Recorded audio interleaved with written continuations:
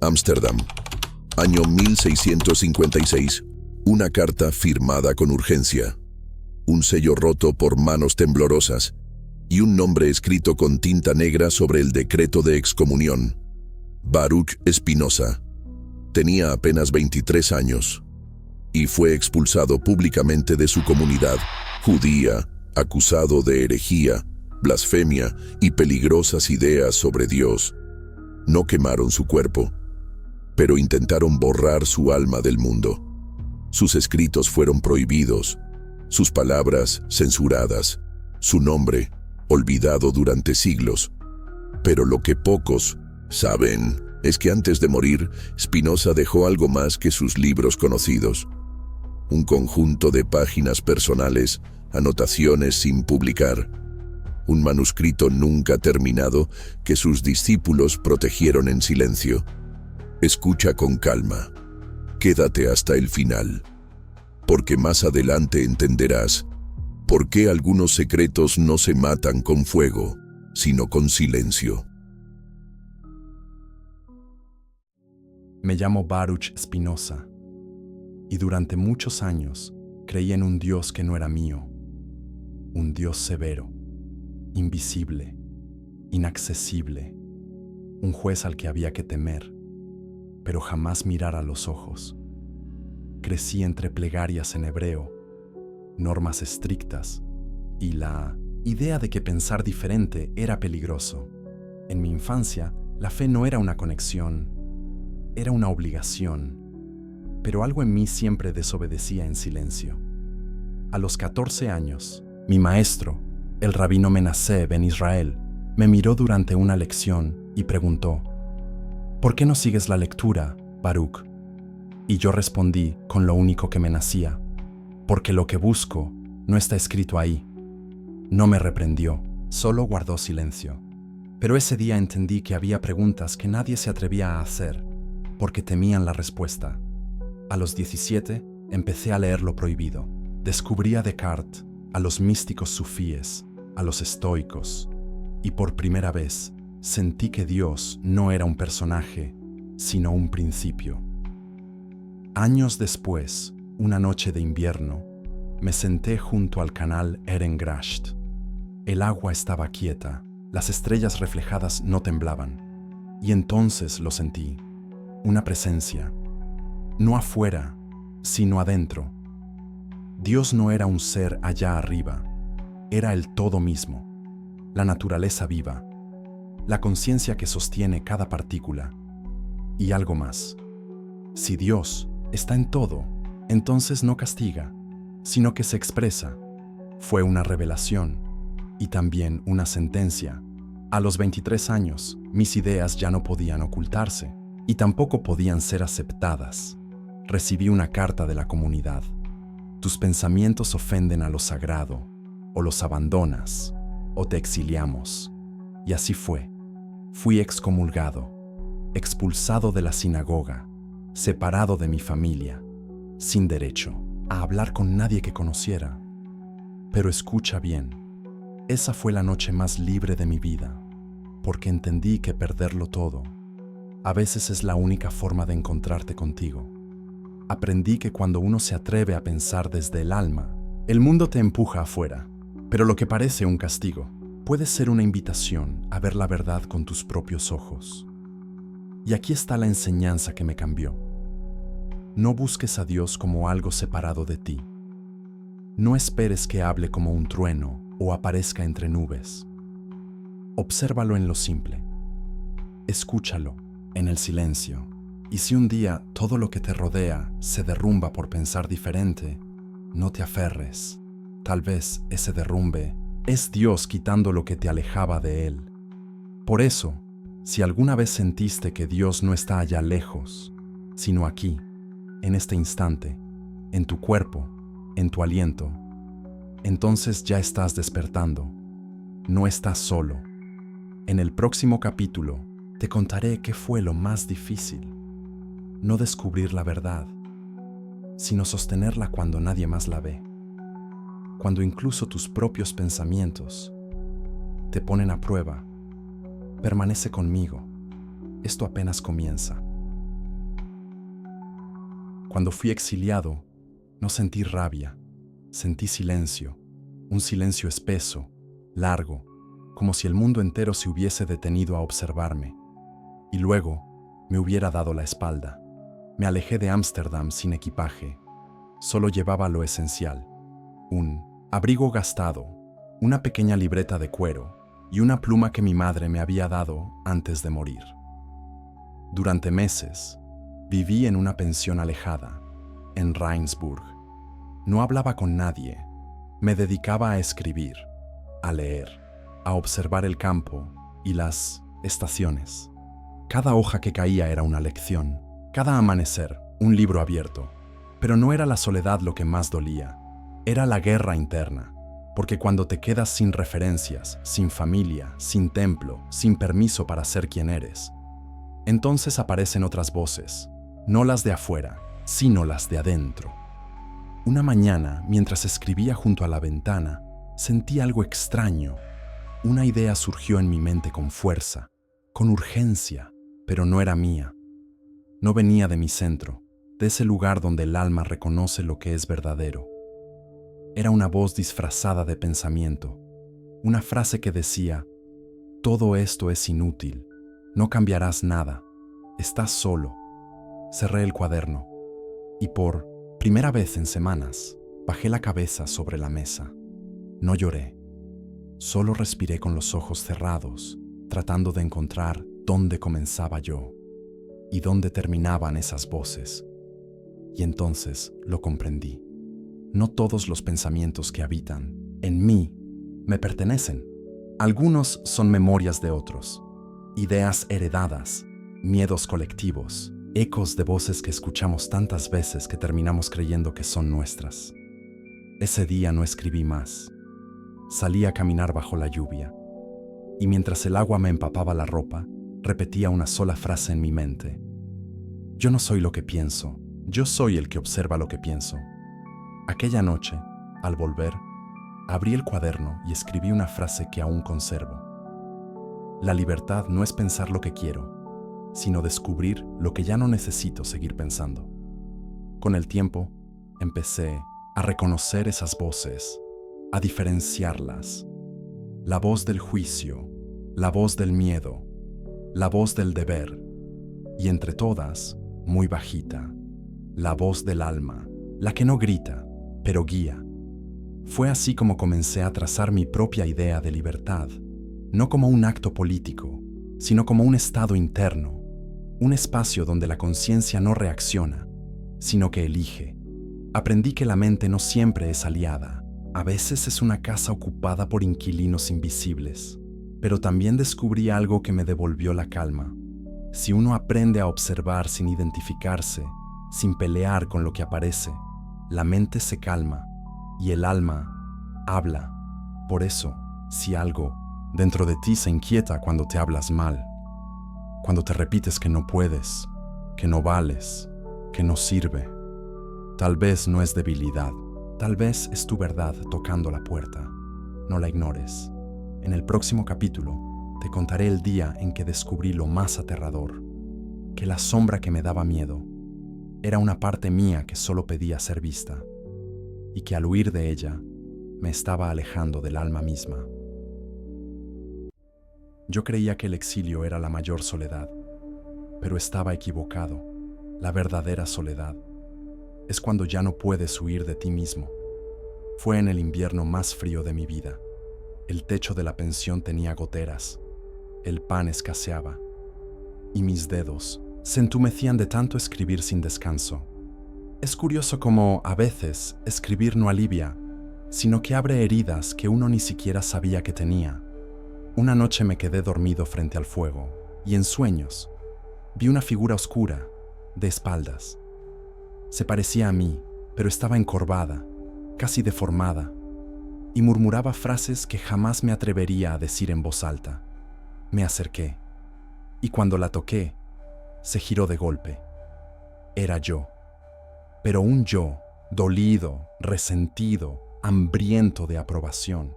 Un yo que odiaba a quienes me habían rechazado, que guardaba ira, orgullo, vergüenza. Me desperté sobresaltado, sudando, con una certeza que no había sentido nunca antes. No hay nada más peligroso que una sombra ignorada. Durante años intenté ser virtuoso, razonable, inteligente, pero olvidé integrar lo más humano que hay en mí, el dolor no resuelto, la rabia escondida, las emociones que reprimí, por miedo a perder el control. Fue entonces cuando entendí lo que nunca me enseñaron. La luz no crece por negación de la oscuridad, crece cuando la abraza. Escribí en mi cuaderno: aquello que juzgas en ti se esconde, pero aquello que miras con compasión se transforma. Ese día decidí mirar a mi sombra de frente, no para justificarla, sino para escucharla. Le pregunté qué quería y me respondió, no con palabras, sino con una sensación profunda, que solo quería ser aceptada, ser parte, ser reconocida. ¿Y sabes qué ocurrió después? Nada espectacular. No hubo milagros, pero dormí por primera vez sin sueños turbios, sin angustia en el pecho, y descubrí una verdad silenciosa. Aceptar tu sombra es el primer acto de amor propio verdadero. Desde ese momento, cada vez que una emoción intensa me visita, ya no me asusto, la recibo y la escucho, porque detrás de cada sombra hay una necesidad no atendida, y detrás de cada necesidad, una puerta al alma. En el siguiente capítulo, te contaré lo que ocurrió cuando decidí no huir más del vacío, y cómo descubrí que el silencio, ese mismo que antes me atormentaba, era, en realidad, una forma en la que el universo me hablaba sin palabras. Durante mucho tiempo creí que el silencio era castigo, una ausencia, una señal de que algo en mí había dejado de funcionar. Cuando me exiliaron, la primera noche sin voces fue insoportable. No se trataba solo de no tener con quién hablar, era que mis pensamientos, por primera vez, no tenían ecos. Nadie los reafirmaba, nadie los discutía, solo estaban ahí, flotando en una habitación vacía.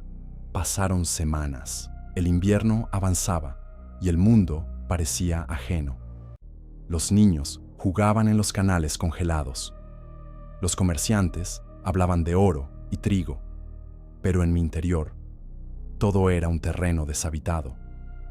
Una tarde, mientras caminaba por los bordes del canal Amstel, vi una casa vieja siendo demolida. Un niño miraba curioso desde la otra orilla. Me senté y observé cómo los obreros quitaban los ladrillos uno a uno.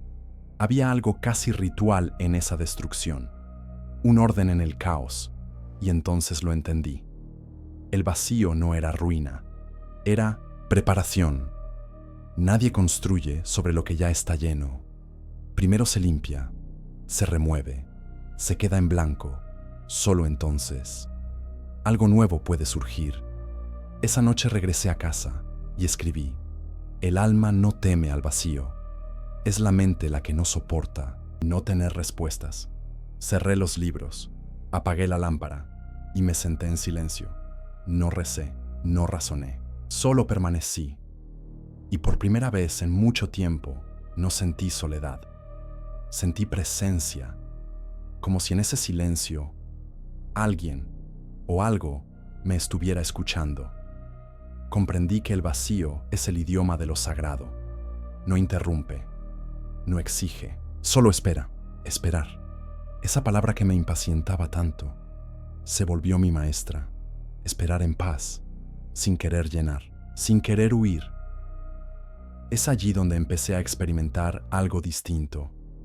Mis pensamientos se ordenaban sin esfuerzo, las preguntas se volvían menos urgentes y la vida, en su forma más simple, comenzó a tener sentido. No por lo que hacía, sino por lo que estaba dispuesto a soltar. Y aquí está la enseñanza que deseo dejarte. No llenes tu vacío con cualquier cosa. Escúchalo, porque a veces el alma pide espacio para expandirse. No te distraigas, no corras, no tapes el silencio con ruido. Hay algo en ti que aún no ha nacido y necesita ese terreno fértil llamado vacío. En el próximo capítulo, te hablaré del momento en que sentí que no estaba solo, aunque no había nadie más en la habitación, y cómo ese instante cambió para siempre mi manera de relacionarme con lo invisible. Permanece conmigo. Aquella tarde no fue distinta a las demás. El viento frío de Ámsterdam se filtraba por las rendijas de madera. El fuego de la estufa apenas susurraba su calor. Y yo, como cada día desde que me exiliaron, me sentaba a escribir frente a la ventana. Afuera, la vida seguía. Un hombre arrastraba un saco de harina. Una mujer cargaba leña bajo la nieve. Los caballos, resignados, dibujaban vapor en el aire. Y sin embargo, yo no podía evitar sentirme desconectado. Habían pasado meses desde mi separación definitiva de la comunidad. Los libros eran mis únicos interlocutores. La pluma, mi única confesora. Esa tarde, escribía sobre la unidad entre mente y cuerpo, cuando, sin razón aparente, sentí una presencia. No era miedo, no era frío, era algo, como si alguien estuviera conmigo, detrás de mí, pero sin cuerpo, solo conciencia. Me giré lentamente. No había nadie, pero lo sentí, tan claramente, como si pudiera oír su respiración. No pronuncié palabra, ni siquiera me moví, solo cerré los ojos. Y algo extraño sucedió. Imágenes vinieron a mí, no como recuerdos, sino como visiones. Vi mi infancia. Vi a mi madre sirviendo sopa, a mi padre limpiando sus lentes, en silencio. Vi el rostro del rabino Menasé cuando me excomulgó, pero también vi algo que nunca había visto. Vi mi alma, no como una luz, no como una figura, sino como una vibración, un latido que no venía del pecho, sino de todo lo que me rodeaba.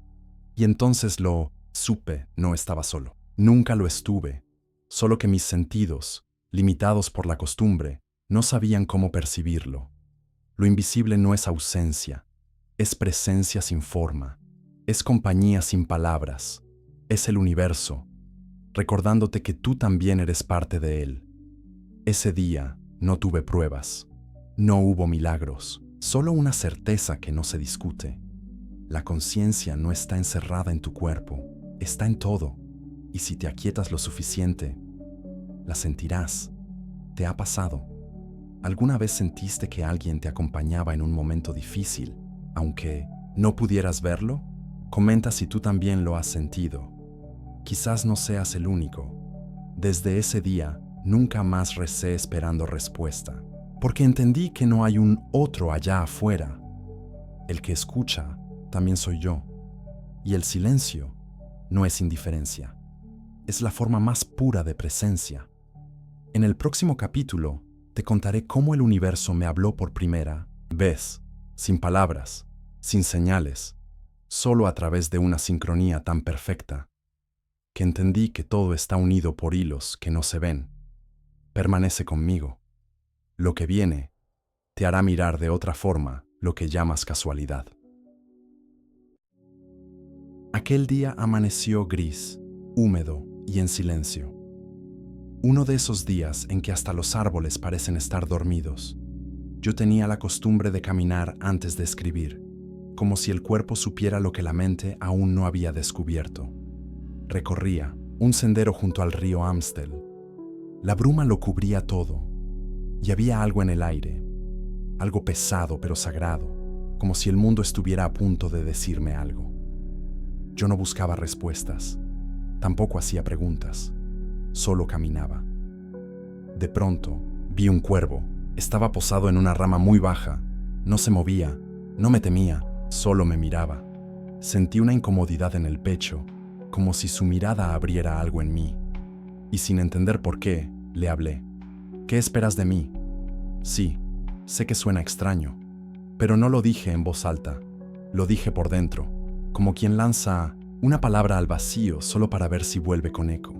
Y fue entonces cuando sucedió algo que no puedo explicar. Al volver a casa, una carta me esperaba. No tenía remitente, solo decía: lo que estás escribiendo Es necesario. No pares. Nada más. Ningún nombre, ninguna firma, pero lo supe. No era casualidad. Era una respuesta. No del cuervo, no del cartero, sino de esa inteligencia que teje los momentos con hilos invisibles. Esa tarde, al escribir, mis manos se movieron con más claridad. Las ideas fluían como si ya existieran, como si solo necesitara recordarlas. Y allí entendí algo que hasta hoy sigo repitiendo.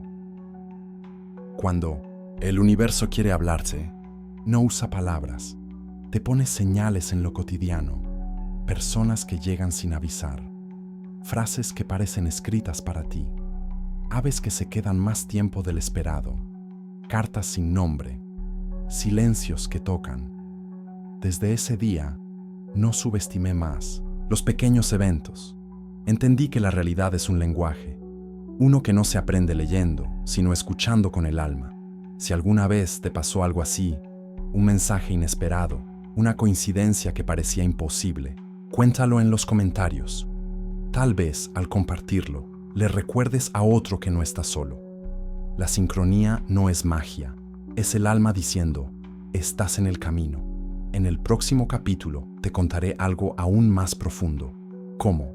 Descubrí que no era el mundo el que me bloqueaba, sino mi propio miedo a recibir lo que decía desear. Y esa lección me cambió para siempre.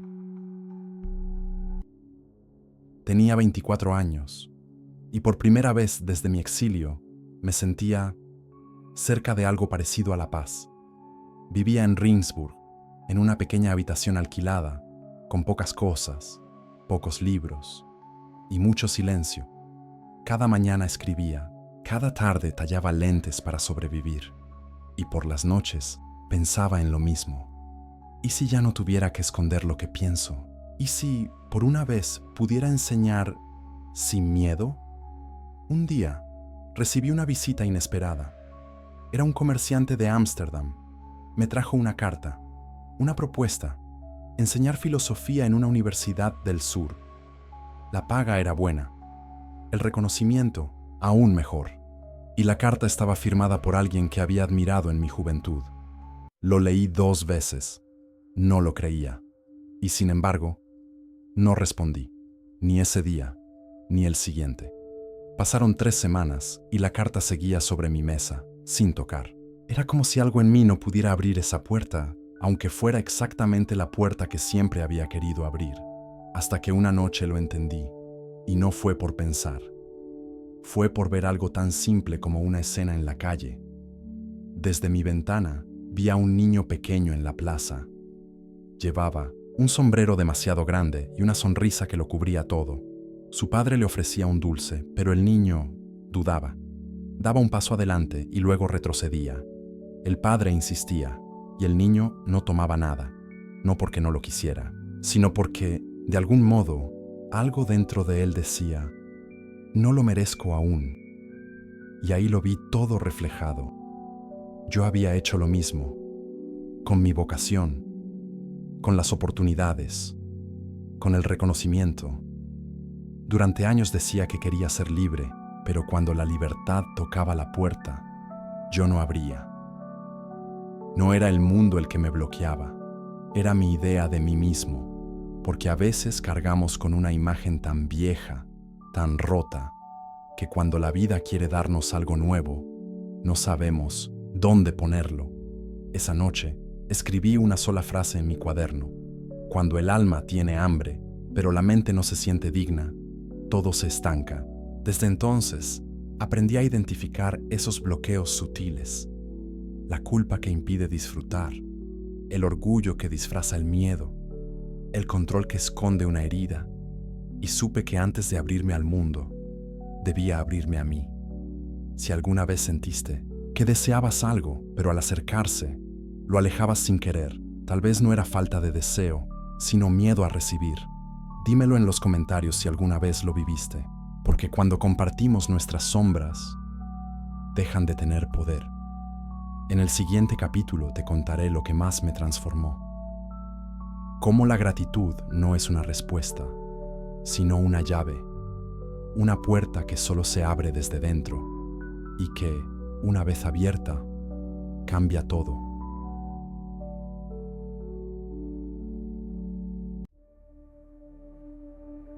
Durante años, escribí para entender, para ordenar mi mente, para encontrar, entre tantas ideas, un punto de paz. Pero hubo un momento en mi vida en que escribir ya no bastaba, ni pensar, ni razonar. Fue el invierno más duro que recuerdo.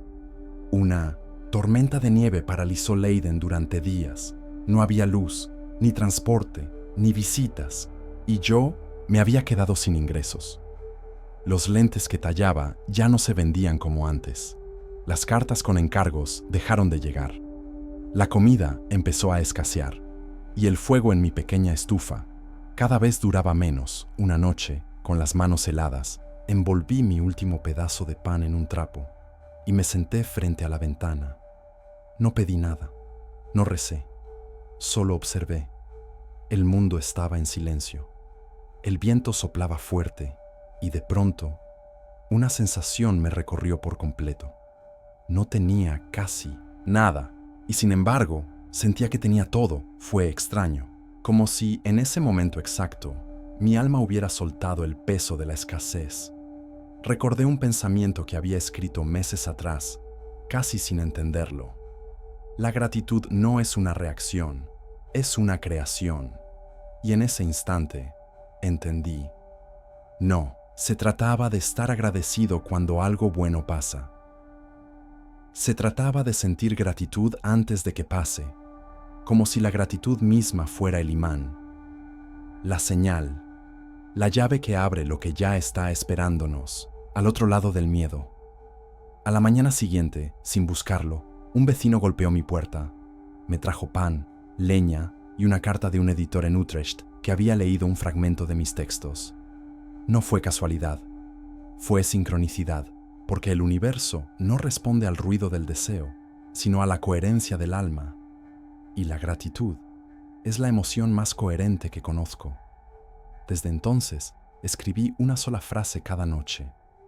Gracias por lo que es y por lo que ya viene. No como quien espera, sino como quien confía. ¿Y tú? ¿Has sentido alguna vez gratitud, incluso cuando parecía que no había nada para agradecer? Cuéntamelo. Tal vez eso que hoy agradeces en silencio, mañana será la llave que abra algo que aún no imaginas. En el próximo capítulo te contaré el día que perdí todo, y fue precisamente ahí donde encontré mi alma. A veces, la vida te va quitando cosas, sin explicación, sin aviso, sin justicia aparente. Y uno lucha, se resiste, hasta que ya no queda nada que sostener. Eso me pasó una tarde de otoño, cuando tenía 32 años. Una enfermedad en los pulmones comenzó a complicarse. Toser me hería, dormir era difícil. El médico fue claro. Si seguía trabajando con polvos finos de vidrio para tallar lentes, no duraría mucho. Y así, lo único que me daba sustento también se volvió veneno. Intenté escribir, pero no tenía fuerzas. Intenté visitar a mis amigos, pero algunos ya no estaban. Uno por uno, los vínculos se fueron diluyendo. No por traición, sino por distancia, por miedo, por tiempo. Un día miré alrededor y me di cuenta. Ya no tenía hogar propio. No tenía templo, ni comunidad, ni ingresos, ni salud. Solo una cama prestada, un abrigo delgado y un corazón que no dejaba de hacerse preguntas. Y fue en ese despojo donde algo inesperado sucedió. Una noche, al borde de la fiebre, soñé que caminaba descalzo por un bosque oscuro. No llevaba nada, no había camino. Pero en ese sueño, una voz, tranquila, suave, me dijo: no puedes perder lo que eres, solo lo que ya no necesitas. Desperté con lágrimas, no de tristeza, sino de claridad. Ese día, dejé de luchar contra la pérdida y comencé a observar qué quedaba en mí cuando todo lo demás se había ido. Y lo que quedó fue suficiente. Quedó una conciencia serena, un pensamiento libre, un alma en paz. Aprendí algo que nunca olvidé. La pérdida no te vacía, te revela. Nos creemos lo que tenemos, lo que sabemos, lo que construimos. Pero a veces es en el derrumbe donde aparece lo que realmente somos. Y si hoy estás escuchando esto desde un lugar de pérdida, si algo o alguien importante se ha ido, te lo digo con el corazón en la mano. Tal vez no estás perdiendo, tal vez estás regresando a ti. No huyas del vacío, camínalo, obsérvalo, pregúntale. A veces, en lo más hondo de ese abismo, hay una voz que siempre estuvo esperando que lo escucharas. En el próximo capítulo, te hablaré del instante más revelador de todos, cuando, al dejar de buscar afuera, encontré la paz, donde siempre había estado. Durante mucho tiempo creí que la paz era algo que uno encontraba al final, después de entenderlo todo, después de tenerlo todo resuelto, después del reconocimiento, después del amor o del perdón. Pero no llegaba, y cuanto más la buscaba, más lejos parecía estar. Un día, cansado de intentar entender la vida con la razón, cerré todos los libros y salí a caminar. No llevaba ideas, ni anotaciones, ni objetivos, solo mis pasos y el silencio. Caminé por las orillas del canal Single, viendo cómo el agua se deslizaba sin urgencia, cómo los árboles reflejaban su sombra en el cristal del río, cómo la vida, tan sencilla, seguía fluyendo sin exigencias. Y fue ahí, sin pensarlo, sin quererlo, que la sentí por primera vez. Paz, no como una meta, sino como una presencia. No vino porque lo entendí todo, vino cuando dejé de exigir entenderlo todo. Me senté sobre la piedra húmeda del borde del canal, cerré los ojos y por unos minutos no deseé nada, ni justicia, ni respuestas, ni aprobación. Solo estar, y descubrí algo. La paz no es la consecuencia de comprender la vida, es la condición para vivirla. No es el premio, es el punto de partida. Desde ese día, comencé a practicar lo que llamé la suspensión del juicio, es decir, permitir que las cosas sean sin encasillarlas, sin controlarlas, sin juzgarlas tan rápido. Y en esa práctica, descubrí que muchas veces el ruido no viene del mundo, sino de la mente que no acepta lo que es. Fue la experiencia más humilde, pero también la más poderosa. Porque cuando uno deja de resistirse a la realidad se abre como una flor. Así entendí una verdad simple. No hay paz donde todo está resuelto. Hay paz donde todo está permitido. En el próximo capítulo te contaré sobre esa voz interna, la que siempre estuvo allí, aunque viví años ignorándola. Una voz que no grita, pero que guía y que tal vez también habita en ti. Durante años seguí las voces de afuera, la del rabino, la del padre, la del maestro, la de los libros, la del deber. Todas tenían algo en común, eran fuertes, exigentes y ajenas. Ninguna me preguntaba cómo me sentía, solo me decían lo que debía hacer. Pero había otra voz, pequeña, inconstante y casi siempre ignorada, una voz que no usaba palabras. A veces era solo un malestar en el pecho, una intuición, una incomodidad al actuar en contra de mí mismo. Yo la sentía, pero no sabía cómo seguirla, hasta que un día, en medio de un invierno cruel, encontré refugio en casa de un viejo filósofo retirado. Se llamaba Franciscus van den Enden. Era excéntrico, libre y más sabio que cualquiera de mis antiguos maestros. Hablábamos poco, pero sus silencios decían mucho. Una noche, frente al fuego, me preguntó sin rodeos: Baruch, ¿alguna vez te has escuchado a ti mismo? Todo el tiempo, respondí. No, me dijo. Eso es oír tus pensamientos. Yo hablo de escuchar al que los observa. Esa frase me taladró la mente por semanas. ¿Escuchar al que observa? ¿Quién era ese que observaba mis pensamientos? Entonces, lo hice. No como una técnica, no como un ejercicio, Simplemente me detuve, me senté, y en vez de seguir cada pensamiento, los vi pasar como nubes, como hojas arrastradas por el viento. Y en ese espacio entre uno y otro, algo habló, no con palabras, sino con certeza. No me decía qué hacer, solo me mostraba qué era real y qué era ego, miedo, historia. Era como si dentro de mí hubiera un maestro silencioso, uno que siempre estuvo allí, esperando que yo callara, para poder hablar. Desde ese momento, entendí algo que marcó mi camino. La voz del alma no interrumpe, solo espera. Es por eso que la mayoría no la escucha, porque vivimos tan llenos de ruido que confundimos la urgencia con la verdad. Pero si alguna vez sentiste que algo dentro de ti sabe, aunque no sepa explicarlo, escucha, es esa voz. No, necesita lógica, porque no viene de la mente, viene de donde tú aún no te has olvidado de quién eres.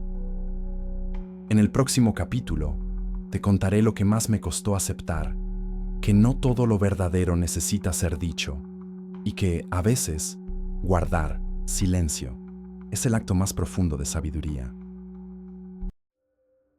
He pasado mi vida entre libros, copié manuscritos, escribí tratados, refuté argumentos, medité sobre Dios, el alma, la mente y el cuerpo. Y sin embargo, mi mayor aprendizaje no vino de una idea, sino de un gesto. Fue una tarde cualquiera. Yo vivía solo, en una pequeña habitación sobre un taller de lentes. La luz entraba inclinada y el aire olía a madera y aceite. Llevaba semanas escribiendo sobre la naturaleza divina cuando me detuve. No porque me faltaran palabras, sino porque entendí que ya no eran necesarias. Lo que quería decir, ya lo estaba viviendo. La paz que había buscado, el equilibrio entre pensamiento y emoción, la unidad entre lo divino y lo humano, no estaba en lo que sabía. Estaba en cómo caminaba, cómo respiraba, cómo respondía con calma a quien me insultaba, cómo agradecía el pan, el silencio, el instante. Eso era la verdad encarnada, no la que se impone, sino la que se vuelve carne, mirada, presencia. Porque al final no somos lo que pensamos, ni siquiera lo que creemos. Somos lo que sostenemos en medio del caos. Somos lo que no traicionamos cuando nadie nos mira. La sabiduría no es un premio, es una forma de ser. Y entonces comprendí que escribir sobre Dios es hermoso, pero vivir como si Dios habitara cada rincón es transformador. Así terminé mi último texto, sin concluirlo. Solo cerré el cuaderno, apagué la vela y dejé que el silencio hiciera lo demás. Tal vez nadie lo lea, tal vez nadie entienda, pero si tú has llegado hasta aquí, si estas palabras despertaron algo en tu interior, no las repitas, no las expliques, encárnalas, porque no hay nada más poderoso que un alma que recuerda quién es y actúa en consecuencia.